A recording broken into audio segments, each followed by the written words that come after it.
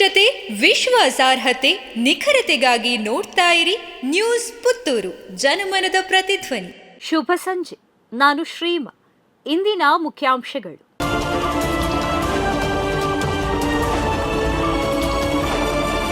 ಹತ್ಯೆಯಾದ ಸುಹಾಸ್ ಶೆಟ್ಟಿ ಮನೆಗೆ ಬಿವೈ ವಿಜೇಂದ್ರ ಹಾಗೂ ಆರ್ ಅಶೋಕ್ ಭೇಟಿ. 25 ಲಕ್ಷ ರೂಪಾಯಿ ಪರಿಹಾರ ಘೋಷಣೆ.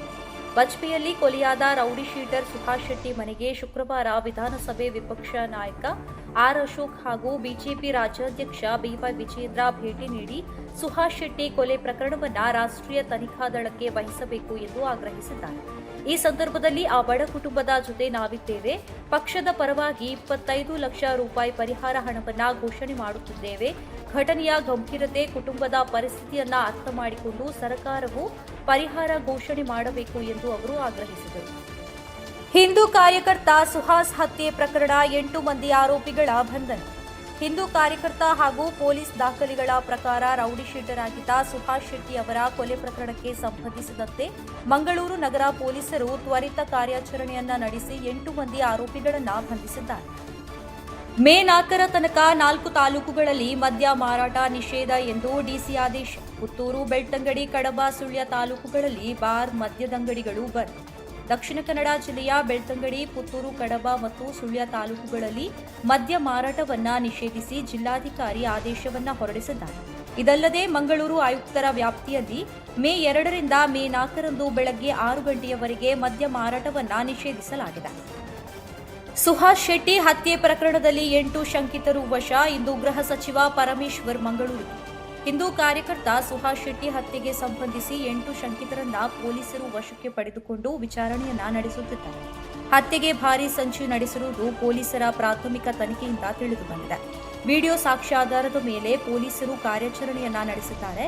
ಇದೀಗ 8 ಆರೋಪಿಗಳನ್ನ ಪೊಲೀಸರು ತೀವ್ರ ವಿಚಾರಣೆ ನಡೆಸುತ್ತಿದ್ದಾರೆ ಎನ್ನಲಾಗಿದೆ. ಮಂಗಳೂರಿನಲ್ಲಿ ಬಿಗಿ ಬಂದೋಬಸ್ತ್ ನಡುವೆ ತಲವಾರು ಹಿಡಿದು ಕೃತ್ಯ ಮೆರೆದ ಯುವಕರು. ರೌಡಿ ಶೀಟರ್ ಸಂಘ ಪರಿವಾರದ ಕಾರ್ಯಕರ್ತ ಸುಹಾಸ್ ಶೆಟ್ಟಿ ಹತ್ಯೆಯ ಹಿನ್ನೆಲೆಯಲ್ಲಿ ಕಾವೂರು ಪೊಲೀಸ್ ಠಾಣೆಯ 2 ಕಡೆಗಳಲ್ಲಿ ದುಷ್ಕರ್ಮಿಗಳು ಸಾರ್ವಜನಿಕರಿಬ್ಬರಿಗೆ ತಲವಾರನ್ನ ತೋರಿಸಿ ಪರಾರಿಯಾಗಿರುವ ಘಟನೆ ಶುಕ್ರವಾರ ಸಂಜೆ ನಡೆದಿದೆ ಎಂದು ತಿಳಿದುಬಂದಿದೆ. ಪಂಚಿಮೊಗರು ಸಮೀಪ ರಸ್ತೆಯಲ್ಲಿ ನಡೆದುಕೊಂಡು ಹೋಗುತ್ತಿದ್ದ ಪಂಚಿಮೊಗರು ನಿವಾಸಿ ಮೊಯ್ಲಿನಬ್ಬ ಮತ್ತು ಶಾಂತಿನಗರದ ನಾಸೀರ್ ಎಂಬವರಿಗೆ ತಲವಾರನ್ನ ತೋರಿಸಿ ಬೆದರಿಸಿ ದುಷ್ಕರ್ಮಿಗಳು ಪರಾರಿಯಾಗಿದ್ದಾರೆ ಎನ್ನಲಾಗಿದೆ.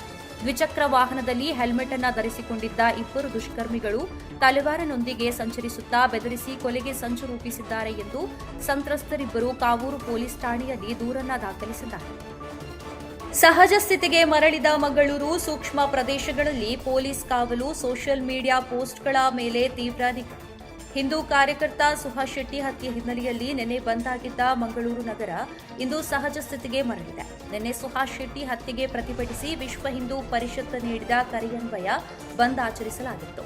ಬಂದ್ ಆಚರಿಸಲು ಒಪ್ಪದೆ ರಸ್ತೆಗಿಳಿದ ಕೆಲವು ಬಸ್ಗಳಿಗೆ ಕಲ್ಲು ತೂರಿದ ಘಟನೆ ಮಂಗಳೂರು, ಮುಲ್ಕಿ, ಕಾರ್ಕಳ ಮತ್ತು ಕೆಲವು ಕಡೆ ಸಂಭವಿಸಿತ್ತು. ನಿನ್ನೆ ಇಡೀ ಮಂಗಳೂರು ಸುತ್ತಮುತ್ತ ಬಿಗುವಿನ ಪರಿಸ್ಥಿತಿ ಇತ್ತು. ಪುತ್ತೂರು, ಕಡಬ, ಬೆಳ್ತಂಗಡಿ ಮತ್ತೆ ಕೆಲವು ಕಡೆ ಪ್ರತಿಭಟನೆಗಳು ನಡೆದಿದ್ದವು. ಇಂದು ಎಲ್ಲೆಡೆ ಪರಿಸ್ಥಿತಿ ಸಹಜ ಸ್ಥಿತಿಗೆ ಮರಳಿದೆ. ಸೋಷಿಯಲ್ ಮೀಡಿಯಾ ಪೋಸ್ಟ್ಗಳ ಮೂಲಕ ಶಾಂತಿ ಸೌಹಾರ್ದ ಕದಡುವ ಪ್ರಯತ್ನ ನಡೆಯುತ್ತಿರುವುದರಿಂದ ಪೊಲೀಸರು ವಾಟ್ಸ್ಆಪ್, ಫೇಸ್ಬುಕ್, ಇನ್ಸ್ಟಾಗ್ರಾಂ ಮತ್ತಿತರ ಸೋಷಿಯಲ್ ಮೀಡಿಯಾಗಳ ಮೇಲೂ ತೀವ್ರ ನಿಗಾವನ್ನ ಇರಿಸಿದ್ದಾರೆ. ಈಗಾಗಲೇ ವಿವಿಧೆಡೆ ಸೋಷಿಯಲ್ ಮೀಡಿಯಾದಲ್ಲಿ ಪ್ರಚೋದನಕಾರಿ ಪೋಸ್ಟ್ಗಳನ್ನು ಹಾಕಿರುವ ಸಂಬಂಧ 12 ಪ್ರಕರಣಗಳನ್ನು ದಾಖಲಿಸಿಕೊಳ್ಳಲಾಗಿದೆ ಎಂದು ಪೊಲೀಸರು ತಿಳಿಸಿದ್ದಾರೆ. ಪ್ರತಿದಿನದ ಸುದ್ದಿಗಳಿಗಾಗಿ ನೋಡ್ತಾ ಇರಿ ನ್ಯೂಸ್ ಪುತ್ತೂರು, ಜನಮನದ ಪ್ರತಿಧ್ವನಿ. ಧನ್ಯವಾದಗಳು. ವಸ್ತುನಿಷ್ಠತೆ, ವಿಶ್ವಾಸಾರ್ಹತೆ, ನಿಖರತೆಗಾಗಿ ನೋಡ್ತಾ ಇರಿ ನ್ಯೂಸ್ ಪುತ್ತೂರು, ಜನಮನದ ಪ್ರತಿಧ್ವನಿ.